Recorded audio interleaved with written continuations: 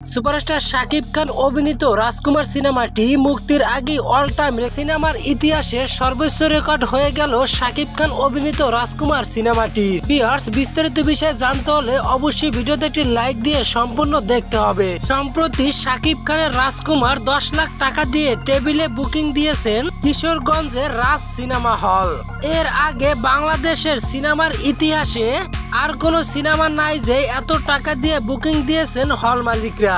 আর এখন পর্যন্ত বাংলাদেশে আর কোন সিনেমা হলও এই ইতিহাসটা করতে পারেনি, যেটা রাজ সিনেমা হল করে নিয়েছে রাজকুমার সিনেমাটি দিয়ে। গত বছর তারা 2,70,000 টাকা দিয়ে প্রিয়তমা সিনেমাটি নিয়েছিলেন। 2 মাস চালিয়ে 19 লাখ টাকা আয় করেছিল প্রিয়তমা সিনেমাটি দিয়ে। তারা জানান রাজকুমার সিনেমাটি দিয়ে তারা 1 কোটি টাকার টিকিট বিক্রি করবেন।